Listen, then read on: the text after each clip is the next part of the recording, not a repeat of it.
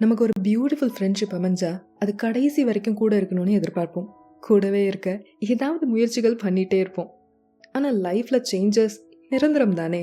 ஒரு பர்சனுக்கும் சேஞ்சஸ் வரும். Full day friends கூடவே இருந்த நாட்கள் போய் லைஃபோட நெக்ஸ்ட் ஃபேஸ்க்கு போகும்போது, தனக்குன்னு ஒரு ஃபேமிலி, ஒர்க், அப்புறம் ஒரு ஊர்லேருந்து இன்னொரு இடத்துக்குலாம் போகும்போது சில ஹெல்தி பவுண்ட்ரிஸ் செட் பண்ண வேண்டியது அவசியமாகுது. அது நமக்கும், நம்ம ஃப்ரெண்ட்ஷிப்க்கும், நம்ம ஃபேமிலிஸ்க்கும் ரொம்பவே இமோஷ்னலி நல்லது பண்ணுங்க. ஆனால் இந்த பிரிவை ஏற்றுக்க முடியாமல் சிலர் தவிப்பாங்க. தனி ஆகிட்டோமோ அப்படின்னு ஃபீல் பண்ணுவாங்க. அவங்களுக்காக தான் இந்த எபிசோட். வணக்கம், நீங்கள் கேட்டுட்ருக்குது திஸ் லைஃப் டிக்கெட் பாட்காஸ்ட். நான் உங்கள் விபி. சொல்ல போகிறது நம்ம லிசனர் ஒருத்தவங்களோட ஸ்டோரி தான். நான் பேசும் விதத்தை பார்த்து சின்ன வயசுலேருந்தே சுற்றி இருக்கிறவங்க என்னை கிண்டல் பண்ணுவாங்க. அதனாலேயே யார்கிட்டையும் ரொம்ப பேசுகிறதே கிடையாது. ஆனால் காலேஜ் சேர்ந்தப்போ என்னைய நானே ரீமோல்ட் பண்ணணும்னு நினச்சேன். நிறைய பேர் கூட கொஞ்சம் கொஞ்சமாக பேச ஆரம்பித்தேன். புது ஃப்ரெண்ட்ஸ் கிடச்சாங்க. ஆனால் அந்த ஃப்ரெண்ட்ஷிப்ஸ் ரொம்ப நாள் நிலைக்கல. ஷாலோ கனெக்ஷன்ஸ், நினச்ச மாதிரி நல்ல ஃப்ரெண்ட்ஷிப் அமையல. But then came a special someone. அவங்களே என்கிட்ட வந்து பேசினாங்க. A friend who seemed to understand me, who was there for me through thick and thin. 5 வருஷம் ஒரு பெரிய சப்போர்ட் சிஸ்டமாக அந்த பையனோட ஃப்ரெண்ட்ஷிப் எனக்கு அமைஞ்சிச்சு. லைஃப்பில் நடக்கும் நிறையா விஷயங்களை ஷேர் பண்ணிப்போம். கன்ஃபியூஸ் ஸ்டேட்டில் இருக்கும்போது ஒரு இமோஷனல் சப்போர்ட் எப்பயும் அவங்க கிட்ட இருந்து எனக்கு இருக்கும். That guided me in many ways and I always value this friendship. But எதுவும் நிரந்தரம் இல்லைன்ற மாதிரி இந்த ஃப்ரெண்ட்ஷிப்பும் முடிய போகுது. He's getting married soon and slowly but surely is starting to distance himself. முன்னாடி இருந்த அந்த க்ளோஸ்னஸ் இப்போ இல்லை. This is natural phase of life. People grow, they enter new phases, new relationships. அப்போது புது பவுண்ட்ரிஸ்லாம் செட் பண்ண வேண்டியிருக்கும். புது ஃபேஸ் ஆஃப் லைஃப்பை நம்ம தான் அண்டர்ஸ்டாண்ட் பண்ணி அட்ஜஸ்ட் பண்ணிக்கணும். நான் ஏன் இப்போ இப்படி நடந்துக்கிறேன்னு நீ உன் லைஃப்பில் நெக்ஸ்ட் ஃபேஸை ஃபேஸ் பண்ணும்போது உனக்கே புரியும்னு என் ஃப்ரெண்ட் என்கிட்ட சொன்னான். பட் எனக்கு தான் புரியலை. I felt lost, empty. Friend தான் எல்லாமேன்னு இருந்தேன். நான் with his life moving in a new direction, I feel like I'm standing still. என்ன பண்ணுறதுன்னு நம்மக்கிட்ட கேட்டாங்க. பதில் சொல்கிறதுக்கு முன்னாடி கொஞ்சம் அவங்களோட சைக்கலாஜிக்கல் பெர்ஸ்பெக்டிவ் அண்ட் பெயினை பிரேக் டவுன் பண்ணலாமா? 1, நம்ம பொண்ணோட ரியாக்ஷன்ஸ் எல்லாமே நேச்சுரல் தான். எந்த தப்பும் கிடையாது. நமக்கு ரொம்ப பிடிச்ச ரிலேஷன்ஷிப் நம்ம கூட கடைசி வரைக்கும் மாறாமல் இருக்கணும்னு தான் நம்ம எல்லாருமே எதிர்பார்ப்போம். அதுவும் பாஸ்டில் ஐசோலேஷன் அண்ட் ரிஜெக்ஷன் ஃபேஸ் பண்ண ஒரு பர்சனுக்கு நல்ல இமோஷ்னல் சப்போர்ட் கொடுத்து அண்டர்ஸ்டாண்ட் பண்ணி கூட இருந்த பர்சன் ரொம்பவே வேல்யூபிள். அண்ட் நல்ல ஃப்ரெண்ட்ஸ் அமையாத பர்சனுக்கு ஒரு நல்ல ஃப்ரெண்ட்ஷிப் அமைஞ்சாலே போதும். அதை பொத்தி பார்த்துப்பாங்க லைஃப் லாங். இந்த நேரத்தில் அந்த பையன் மேலே இவங்க இமோஷ்னலி டிபெண்ட்டாக இருந்திருப்பாங்க. நீ என்னவா இருந்தாலும் சரி, எங்கே இருந்தாலும் சரி, நம்ம ஃப்ரெண்ட்ஷிப் மட்டும் விட்டுறாதன்னு தான் தோணும். The girls early experience with bullying அது அவங்களுக்கு ஒரு ஆன்சைட்டி க்ரியேட் பண்ணியிருக்கும். எந்த ஒரு ரிலேஷன்ஷிப்பாக இருந்தாலும் அது க்ளோஸாக ஃபீல் பண்ணும்போது இந்த பர்சனும் நம்மளை விட்டு போயிடுவாங்களோன்ற ஆன்சைட்டி, நம்ம பேசும் விதத்தை கிண்டல் பண்ணுவாங்களோன்ற பயம் அண்ட் அ ஃபியர் ஆஃப் அபெண்டன்மெண்ட். அதனாலேயே ஒரு ரீஅஷூரன்ஸ் எப்பயுமே இவங்க எதிர்பார்ப்பாங்க. வாயை திறந்து கேட்குறாங்களோ இல்லையோ, ஆனால் மனசு எதிர்பார்க்கும். அப்போது ஒரு நல்ல ஹெல்தி ஸ்டேபிளான ஃப்ரெண்ட்ஷிப்பை மீட் பண்ணால் விட்டா கொடுக்க முடியும்? The bond they shared was something that fulfilled her emotional needs, gave her a sense of security and reassured that she wasn't alone in this world. But அந்த ஸ்டேபிள் ஃப்ரெண்ட்ஷிப்பில் ஏதோ சேஞ்ச் நடக்கும்போது திரும்ப அந்த anxiety and fear of abandonment trigger ஆகுதுங்க. She felt questioning her place in the world.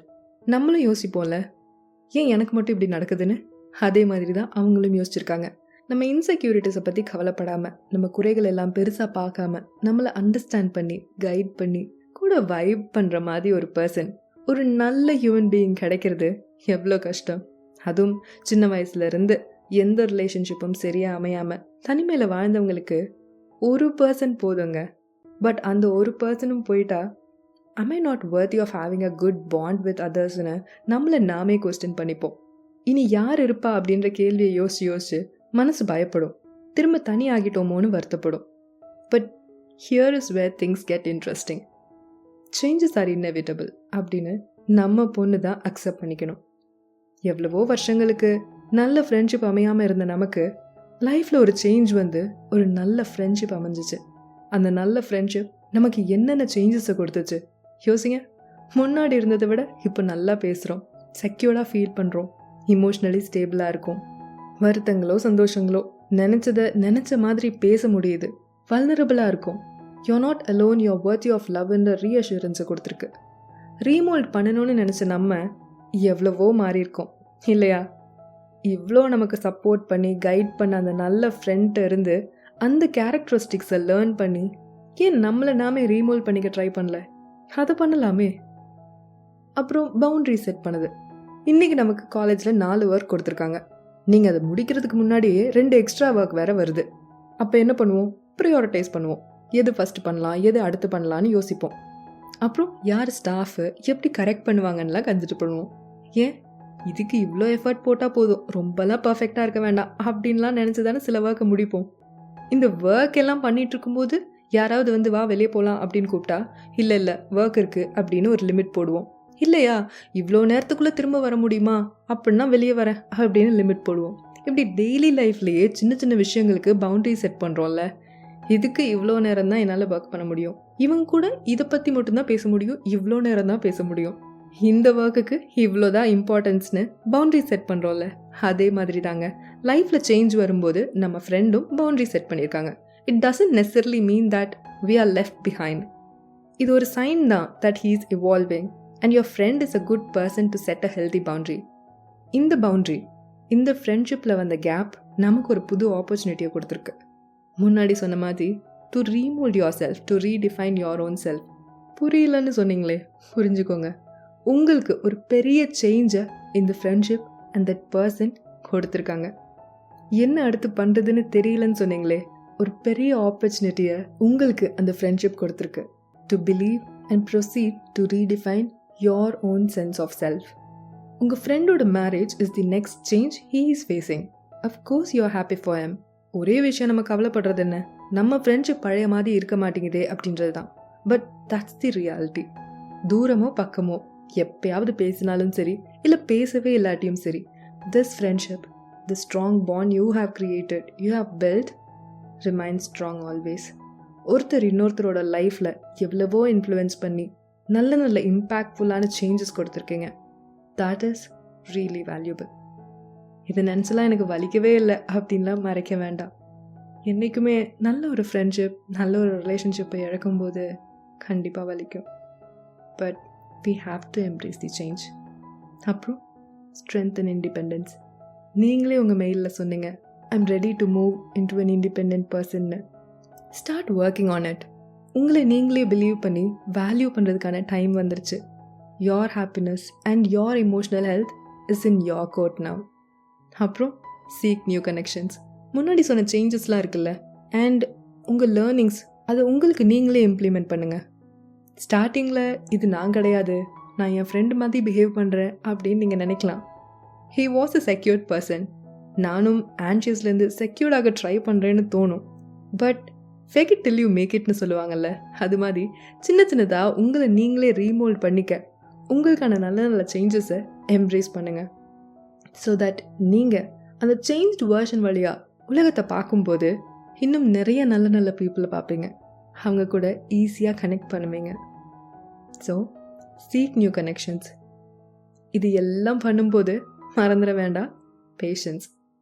இப்போது நான் ஏன் இந்த டெசிஷன் எடுத்தேன்னு ஃப்யூச்சரில் உனக்கும் சில சேஞ்சஸ் வரும்போது நீயே புரிஞ்சுப்பேன்னு உங்கள் ஃப்ரெண்ட்ஸ் சொன்ன மாதிரி you will realise how the healthy boundaries he set was really good for every one.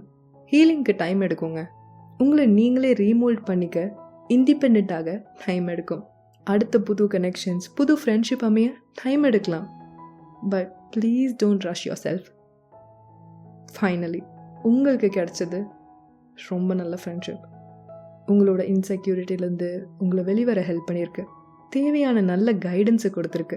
உங்கள் ஃப்ரெண்ட் இப்போ அவங்க லைஃப்பில் நடந்த சேஞ்சை எம்ப்ரேஸ் பண்ணி முன்னாடி போகும்போது எப்படி நம்ம அவங்களுக்காக சந்தோஷப்படுறோமோ அதே மாதிரி உங்கள் லைஃப்பில் நீங்கள் முன்னாடி போகிறது தான் அவங்களும் விரும்புவாங்க. ஏன் இவ்வளோ நாள் அந்த ஃப்ரெண்ட்ஷிப்பில் அவங்க அதை தான் செஞ்சுட்டும் இருந்தாங்க. He pushed you to move forward. அதை நம்ம மதிக்கலாமே, அந்த சேஞ்சஸை நம்ம வேல்யூ பண்ணலாமே, வேல்யூ பண்ணி மூவ் ஃபார்வர்ட். அப்போ அந்த சேஞ்ச் உங்களுக்குள்ளே நடக்கும்போது he'll definitely be happy and proud of having a friend like you. இந்த எபிசோடை கேட்டுட்ருக்க நம்ம எல்லாருக்கும் க்ளோஸான ரிலேஷன்ஷிப் எண்ட் ஆகும்போது இட்ஸ் ஓகே டு க்ரீவ். ஆனால் அதே சமயம் ஞாபகம் வச்சுக்கோங்க, life is constantly moving and with each end there is always a new beginning waiting for you. அப்புறம் என்ன, நெக்ஸ்ட் எபிசோடில் பார்க்கலாம். பாய்.